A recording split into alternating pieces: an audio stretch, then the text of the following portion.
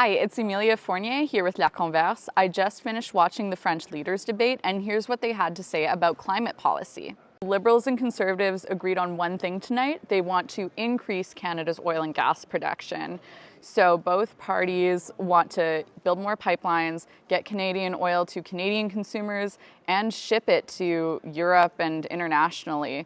They also don't want to rely on the import of US oil. Jagmeet Singh dodged the question of whether or not he wanted Canada to increase its oil and gas production, but he did say he'd favor the development of renewable energy sources.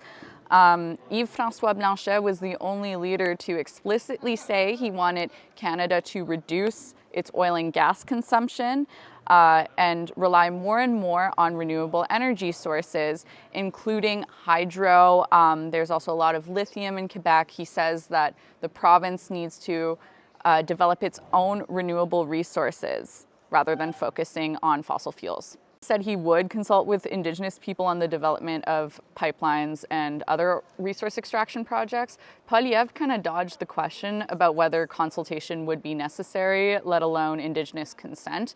He also wants to accelerate and streamline resource extraction project approvals. And to do that, he wants to repeal Bill C-69. And that says that an environmental assessment needs to be done and Indigenous consultation needs to be done before approval of resource projects. When it comes to nuclear energy, the Liberals and Conservatives are in favor of developing that. Singh was a bit more hesitant. He said he'd rather focus on hydro. Blanchet didn't really speak to it, but the Bloc has opposed nuclear energy projects in the past, like the nuclear disposal site near Chalk River affecting Kebewak First Nation. The Greens weren't at the debate tonight, but they do plan on reducing emissions to a net zero by 2050.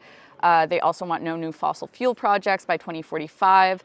Pedneau also said at a presser that he wants to increase Canada's lithium mining and electric vehicle production, also in response to Trump's tariffs, to try to get that Canadian production domestically and export it to international markets.